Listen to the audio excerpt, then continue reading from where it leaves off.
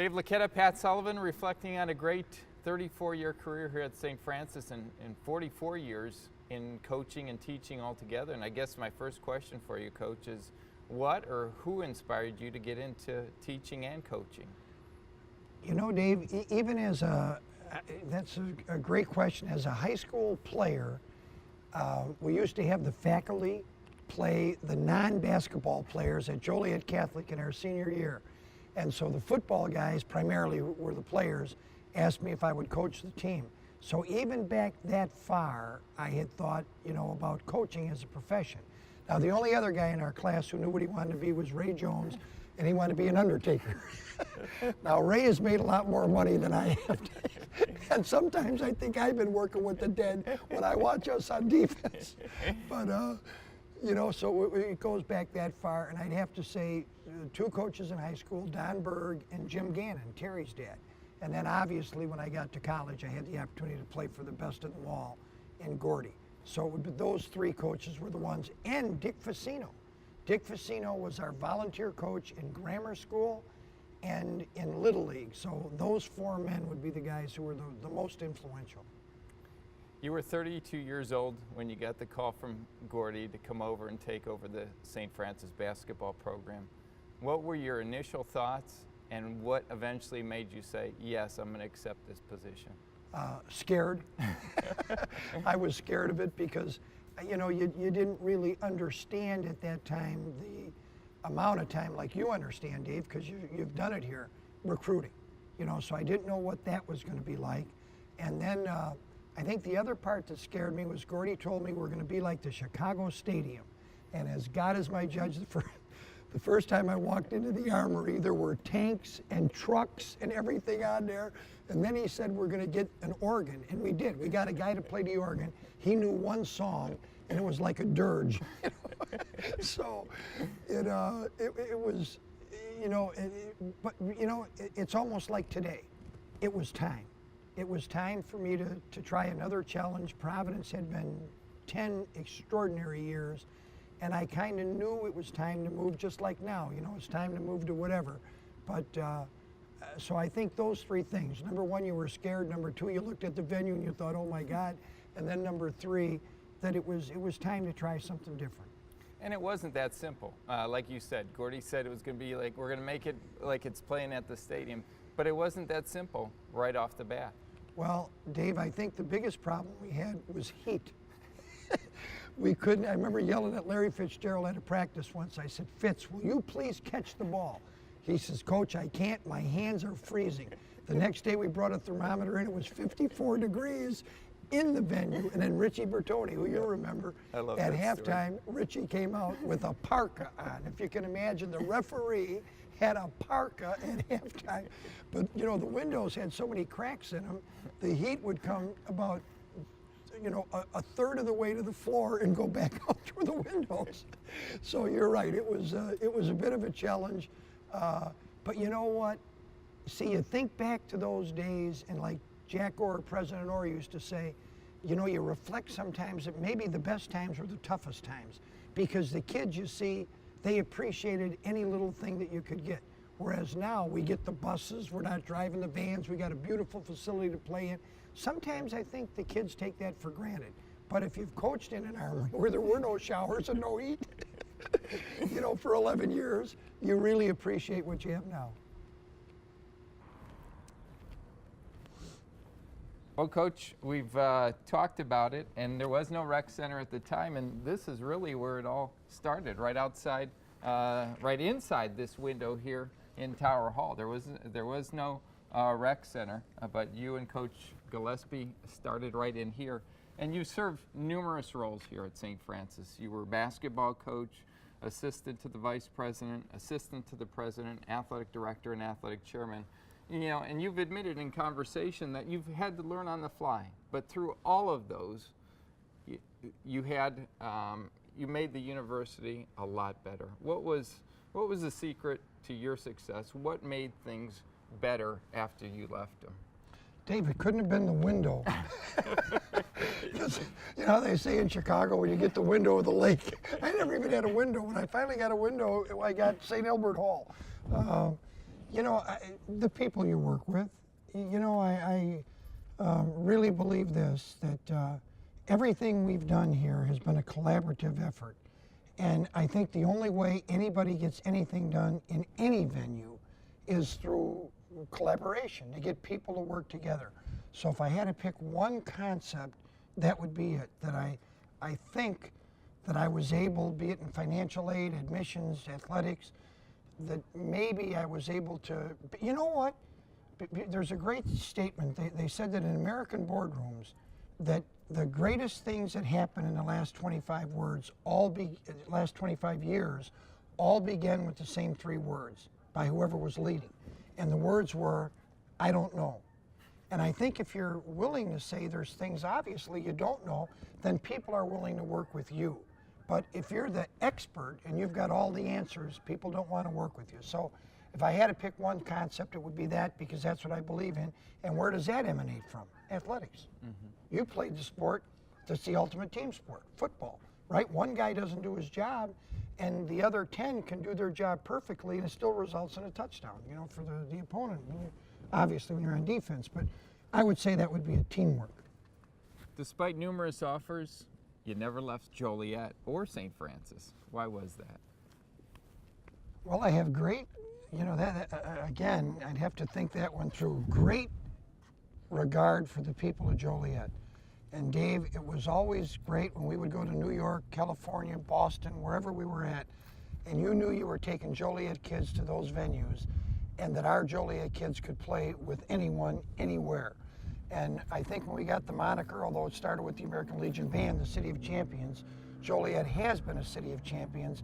And I don't think when people would ask me where I'm from when I'd be overseas doing camps, I would say Joliet, not Chicago. We're from Joliet, you know, and we should be proud that we're from Joliet, because this city, I think, has accomplished so much.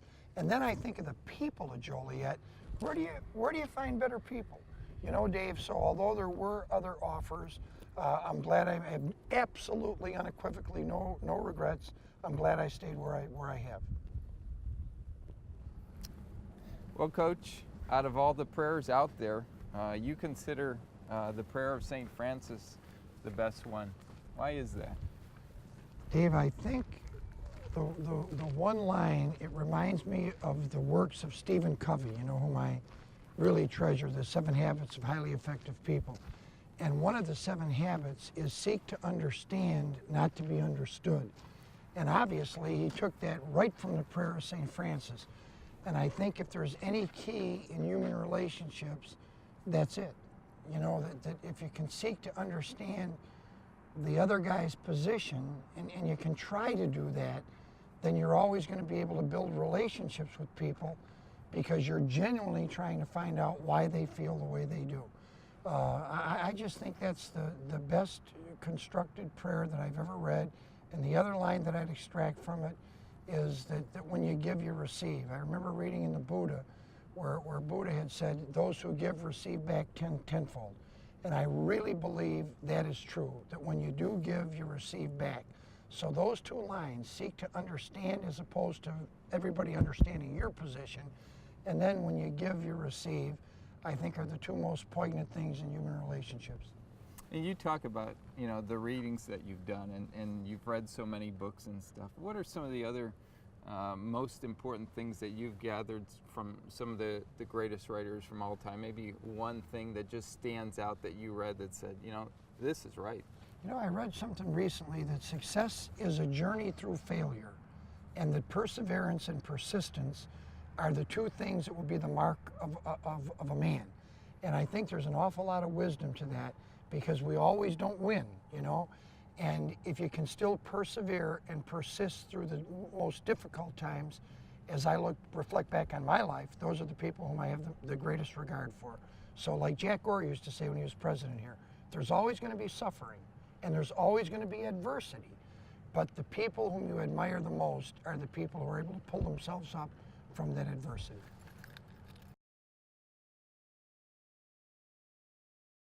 Coach, how about that one player, maybe that you didn't expect, that, you know, you haven't talked to in a long time or whatnot? And you don't have to give the player's name, but just the email or the phone call or the note that maybe he sent to you. You know, Dave, I guess I would say that there were a couple that way where people talked about you being a surrogate dad.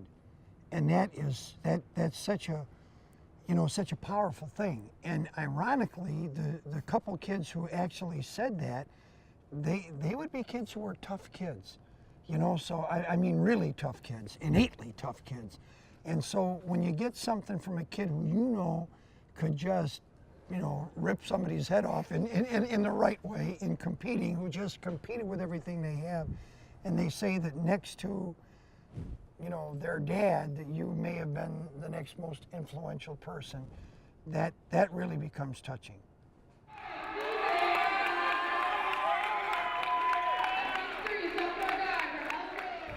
Coach, both now and down the road, the one thing that people are going to remember about Pat Sullivan are the personal thank you notes that you have written throughout your career and will continue to write. I know that. But, what inspired you? What made you decide, hey, this is what I'm going to do on a daily basis? Gordy Gillespie. And I've often thought, I'm not sure of this, but I think Ray Meyer did that. So then you kind of see the chain, don't you, Dave? And when I think of Gordy's legacy, you think of not only the people whom he touched as a coach, but those who have coached after Gordy and the people they're touching. So it's like a tree that goes down. And I think that's where, I think that emanated from Ray, that Ray was very, very good about that. John Wooden was good about that, if you remember. I think the old-time coaches, Dave, were that way. I mean, when John Wooden spoke for us at Brown and Gold, I got 3 handwritten notes from him. And those things you just don't forget. So I've always tried to do that too, to respond to any note that you get, because that's what it's all about. They didn't have to take the time to write you. If they took the time to write you, then I think it's incumbent upon you to reciprocate. Jack Hermansky, your longtime assistant, your right-hand man for so many years, 24 years. He's inspired many players, but he's also inspired you. Why was that? I'd say 2 stories. The happiest I've ever seen Jack Hermansky, as you know, for 25 years he worked with the special kids, special ed. And he had one young man, Dave, who was afraid to put his hand in a bucket of water. And Jack came to practice one day and he was like this. That young man, it took 3 years, jumped off the high dive. And the other story about Jack Hermansky that I'll always cherish is he comes in and this one kid's in a wheelchair and he says to Coach Jack, Jack, I'm glad it's Friday. And of course Jack says, hey, you got big plans for the weekend. And he says, no, you come on Friday. So for me, with Jack Hermansky, every day was Friday. Every day was Friday. Because what Jack brought to our kids on a daily basis was extraordinary and is extraordinary. And then, Dave, when you see what Jack has to fight through, having contracted MS, 13 years ago, and the way in which he handles that adversity, we're back to adversity again, is a daily example of inspiration. Coach, we talked about Jack and his inspiration, but equally inspiring had to be Ron Kenny and Mike Brennan, a pair of your former players, coming up to you and asking you if they could make a sizable donation to the university to rename the rec center floor after their teammate, Pat Quigley. Dave, absolutely. I still think that's one of the greatest nights in my 34 years here, when we finally got that expedited and we named the floor the Pat Quigley floor. And ironically, at that time, I was reading the book by David Halberstram, Teammates. And I know it was Dom DiMaggio and Johnny Pesky and another writer from Boston, may have been another player, went down to visit the great Ted Williams as Williams was dying. And then they recounted all the wonderful memories that they had as teammates. And that's why this was such a powerful night. It just shows the power of athletics and the power of being a teammate with someone and the great love that exists between and among teammates. And that's why that night was so special. So far this season as well. And it is over! We are going to Tulsa! First time in history that the Saints are the top seed, or that any team has been the top seed, and that they have also won the championship.